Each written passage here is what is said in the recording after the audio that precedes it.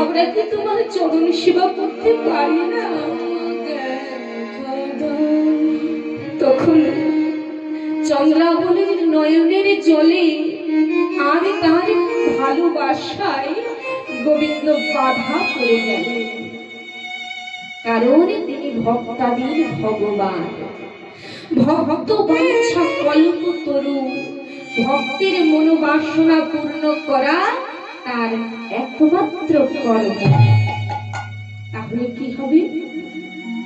আজ যে চন্দ্রাবলীর কাছে বাধা পড়ে গেছে, কিছুতেই তাকে ছেড়ে যেতে চাইছে না, যেতে পারছে না, কারণ সে হৃদয় দিয়ে ভগবানের চরণ সেবা করবে বলেছে। ঠিক এমন ভাবে ভগবান একদিন বাধা পড়ে গেছিল এক ভক্তের কাছে। মা, সেই ভক্তটি কে যেন? মহাভারতে পঞ্চ পাণ্ডবের মাতা পিসি কুন্তি। ভগবান শ্রীকৃষ্ণের পিসিমা ছিল কুন্তি মাতা। তার কাছে কেমন ভাবে ভগবান বাধা পড়ে গেছিল জানো? যেদিন মহাভারতের যুদ্ধ সমর্পণ হয়ে গেছিল, সমাপ্ত, সেদিন তিনি রথে বসে বলছে, পিসিমা, পিসিমা, ও পিসিমা, বলি দেখো, এতদিনের যুদ্ধ সব সমাপ্ত হয়ে গেছে, তোমার পুত্র রাজা হয়েছে, তোমার এতদিনে যত দুঃখ ছিল, কষ্ট ছিল, যন্ত্রণা ছিল, সকল দূরে চলে গেছে। তো বলি, তোমার পুত্র যখন রাজা হয়েছে, তো এবার আমাকে বিদায় দাও পিসিমা, আমি চলে যাই। চলে যাই? কুন্তি পিসিমা মনে মনে ভাবছে, কৃষ্ণ বলল চলে যাই। হরে কৃষ্ণ, কথা কও আস্তে আস্তে, কথাটি মন দিয়ে শোনো মা। ভগবান কেমন ভক্তের কাছে বাধা পড়ে যায়। ভগবান আমার অনেক ঐশ্বর্য চায় না, সুন্দর বাড়ি, সুন্দর মন্দির কিছুই নয়, শুধু ভক্তি করে একবার দুপুরটা নয়ন জল পরিশ্রম করে তাকে ডেকে দেখো না। গোবিন্দ তোমার কাছে থাকে কিনা? ভক্তের ভালোবাসায় বাধা পড়ে কিনা? ঠিক যখন কুন্তি পিসিমাকে বলছে, তোমার পুত্র তো রাজা হয়েছে, বলি তোমার তো আর কোনো দুঃখ নাই পিসিমা, এবার আমায় বিদায় দাও, আমি চলে যাই।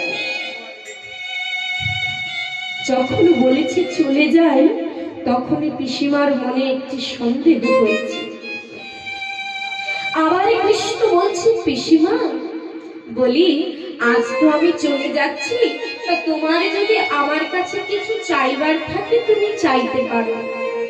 আজ তুমি আমার কাছে যা চাইবে আমি তোমায় তাই দেব পিসিমা। যখন এই কথাটি বলেছে, তখন আর পিসিমার জানতে বাকি নেই যে কৃষ্ণ আমায় ছেড়ে চলে যাচ্ছে। তখন পিসিমা বলছে, কৃষ্ণ, বলি তুমি আমায় বর দিতে চাও? তবে শোনো, যদি আমায় বর দিতেই হয়, তবে আমি তোমার কাছে কি বর চাই জানো? তখন তিনি বলছে, শোনো কৃষ্ণ, যতদিন আমার কাছে দুঃখ ছিল, যতদিন আমার কাছে যন্ত্রণা ছিল, ততদিন কৃষ্ণ তুমি আমার সঙ্গে ছিলে। আজ আমার জীবনে সুখের নাগাল পেয়েছি, আর আজ তুমি আমায় ছেড়ে চলে যাচ্ছ কেন কৃষ্ণ? বলি শুনে রাখো, তুমি যদি আমায় বরই দিতে চাও, তাহলে তুমি আমায় এই বরে দাও, এই জগতে যত দুঃখ আছে, যন্ত্রণা আছে, যত কষ্ট আছে সব তুমি আমায় দিয়ে যাও, কিন্তু আমার কৃষ্ণ হারা করো না, আমায় কৃষ্ণ ছাড়া করো না। দুঃখ থাকলে বুঝি কৃষ্ণ সঙ্গে থাকে, এই সুখ আমার চাই না। তখন ওই সিংহাসনে বসেছিল তার পুত্র যুধিষ্ঠির।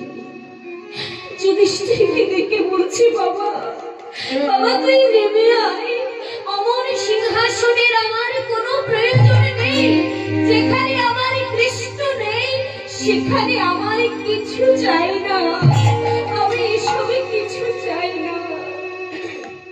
এর থেকে তো অনেক ভালো ছিল, আমি বনে বনে দিন কাটিয়েছি, তোদের নিয়ে বনে বনে ঘুরে বেরিয়েছি, কিন্তু আমার সঙ্গে কৃষ্ণ তো ছিল।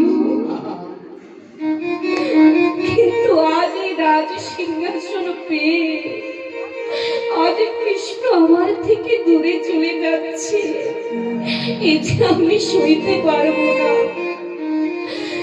আমি সইতে পারবো না, তুই নেমে আয় বাবা। তখন পাশে দাঁড়িয়েছিল ভীম। ভীম বলছে, মা এই জীবনে তো আমরা অনেক কষ্ট করেছি, আমার দাদা রাজা হয়েছে, আমরা একটু সুখের নাগাল পেয়েছি, তুমি আবার যন্ত্রণা চাইছো? বলছে ভীম, আমি বললাম না বাবা, আমি যে কৃষ্ণ ছাড়া থাকতে পারবো না, এই রাজ সিংহাসন এত বিলাস আমার কিছু চাই না, আমি শুধু কৃষ্ণকে চাই, কৃষ্ণ বিনা আমি আর কিছু চাই না। যখন পিসিমা এমন করে বলছে আর কাঁদছে, কৃষ্ণ তুমি যেও না, আমায় ছেড়ে যেও না, আমি যে বড় অভাগী, আমায় ছেড়ে যেও না কৃষ্ণ। তখন গোবিন্দ আবার কি করলো, ভক্তের নয়ন জল বরিশন দেখে তিনি কি আর থাকতে পারে মাগো?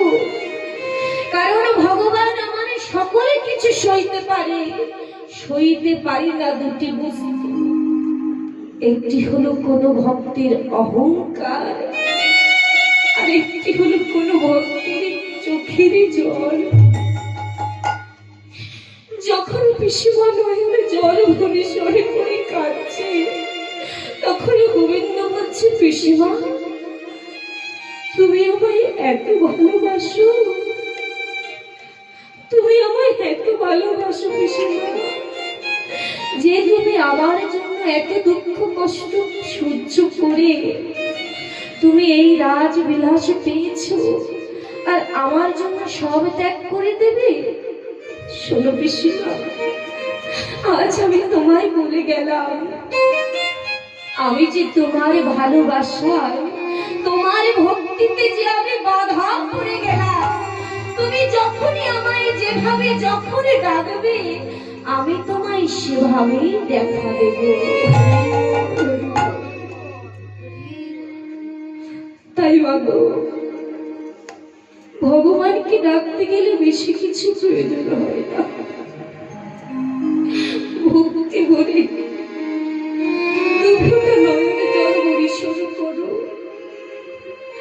একবারে গোবিন্দ চরণে বলে দেখো, হে প্রভু তোমার হলাম বলে এ জীবনে যা কিছু সবই তো তোমার, যা দিয়েছে সবই তো তোমার প্রভু, আমি আমার নিজেকে তোমার চরণে সঁপে দিলাম, হে কৃষ্ণ তোমার হলাম বলে আমার বলিতে আর কিছু বাকি নাই।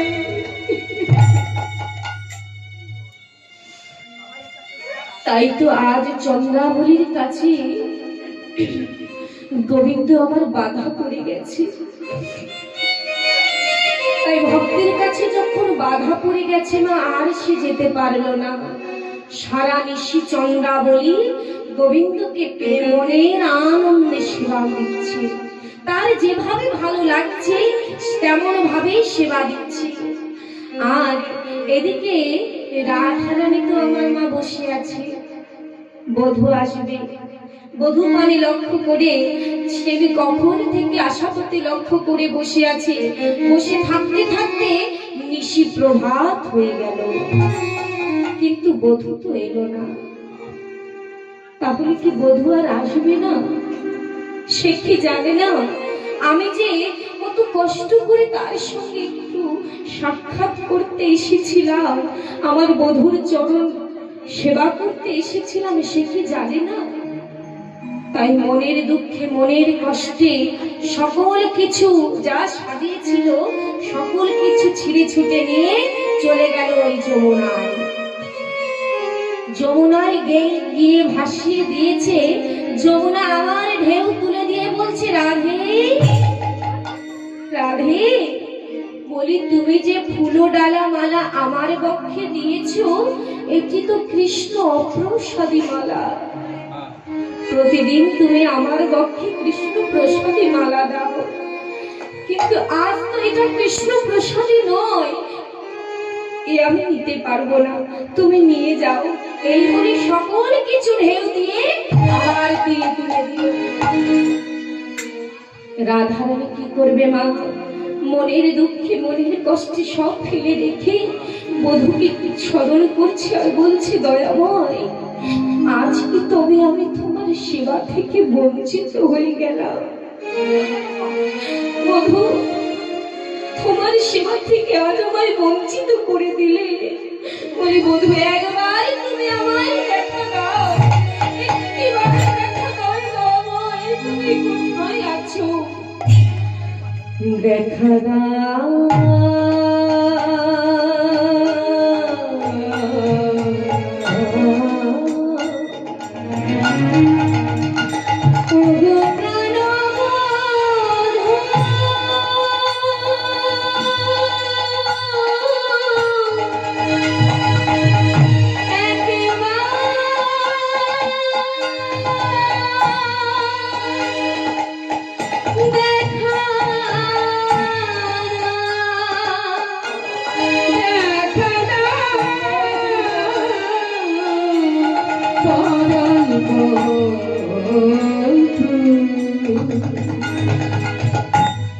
কোথায় আছো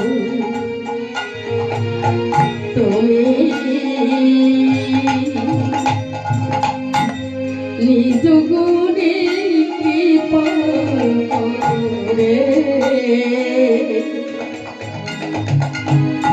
তোমার এই অভাগিনীকে দেখা দাও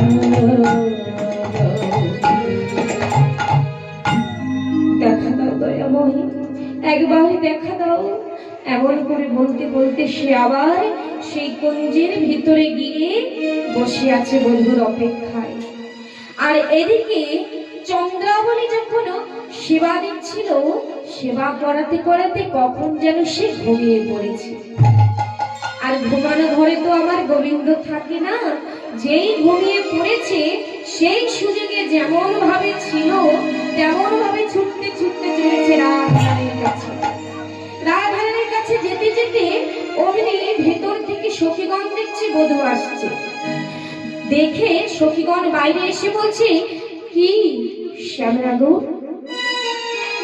তুমি কি জানো না সারা নিশি রাধারানী তোমার জন্য সুন্দর করে সাজিয়ে তোমার জন্য অপেক্ষা করছিল? তুমি কোথায় ছিলে? তুমি কেন এলে না? অনেক রকম প্রশ্ন করছে।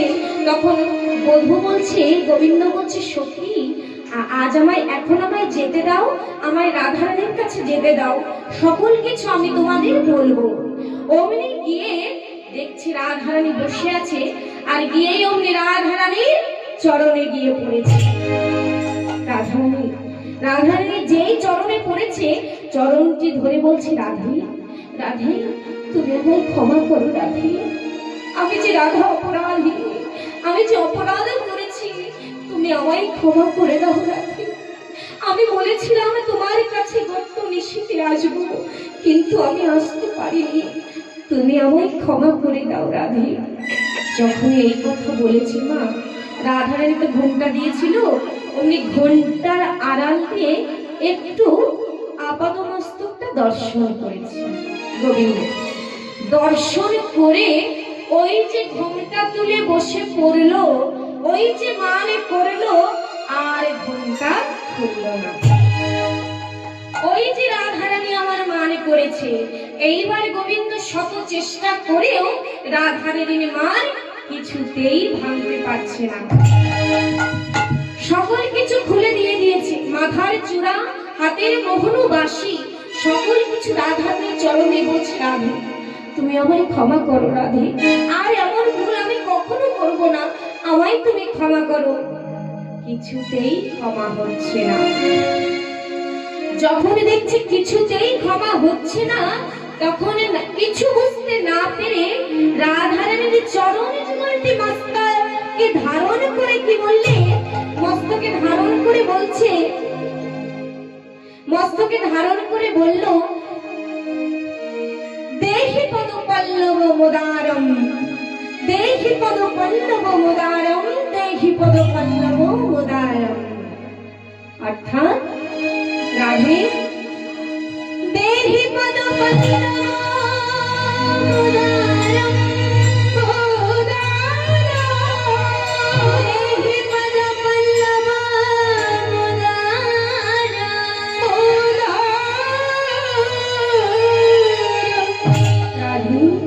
তোমার চরণে যুগলটি আমার মাথায় দাও।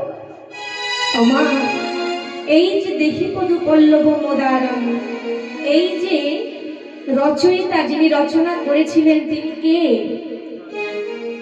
গীত গোবিন্দে লেখা ছিল, জয়দেব লিখেছে বটে, কিন্তু এই পদটি তিনি লিখতে পেরেছিলেন না। কেন? তিনি ভাবছিলেন যে কিনা বিশ্ব ব্রহ্মাণ্ডের মালিক, তার চরণে, তার মস্তকে রাধারানীর চরণ, এ কি করে লিখব? কিন্তু গোবিন্দ তো নিজে বলছে, আমি রাধা নাথ, আমি রাধা চরণের দাস, তাহলে কেন লিখতে পারবে না? তাই সেই ভুলটি ভাঙানোর জন্য নিজে এসে সেই গীত গোবিন্দে বাঁকা করে লিখে দিয়ে গেছিলেন, দেখি পদ পল্লব মুদারম।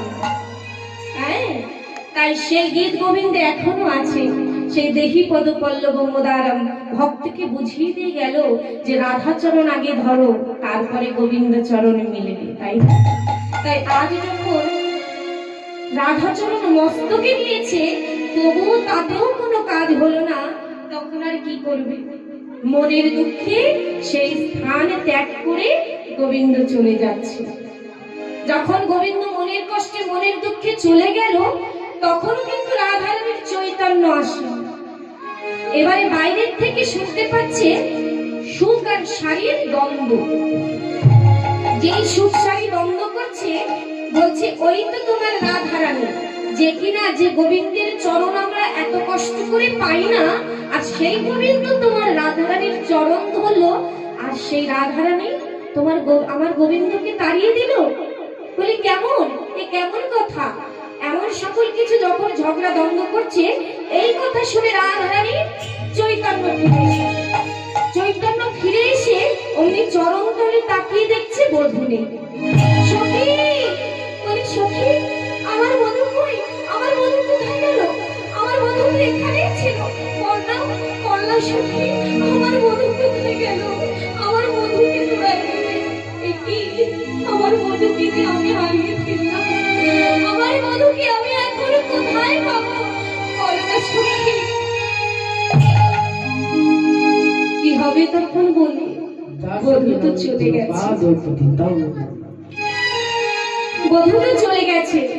এই যে কলহন্তরিতা, এই কলহন্তরিতা কাকে বলে? কলহন্তরিতা কাকে বলে না? যার সখী নাম পুরুপাদ পতি তঙ্গে বল্লভ রুষা নিরস্য পশ্চাৎ পতি কলহন্তরিতা হংসা। অর্থাৎ রাধারানী যেটা করেছে, মানে সকল সখীগণের সম্মুখে আমাদের প্রাণবল্লভকে কি করেছে? পদাঘাত করেছে। মানে অনেক নানাবিধ কথা বলেছে, তার দিকে তাকায়নি, কিন্তু যখন সে মান করে ফিরে চলে গেল, তখন তার মান ভেঙেছে, কিন্তু বধূ তো সেখানে নেই। সকলের সম্মুখে এমন বলে তুমি চলে গেলে, তার তারপরে যে মানটা বুঝতে পারছি, এমনই তো হয় কারোর উপর যদি প্রচন্ড রেগে যায়, তাকে যা কিছু বলে দিলাম, বলে দেওয়ার পরে কি হলো, সে রাগ করে চলে গেল। তারপরে হঠাৎ মনে পড়ে এ আমি কি করলাম, সে তো ফিরবে তো, এমনই তো মনে পড়ে, তাই না? ঠিক তেমনই হয়েছে আজ।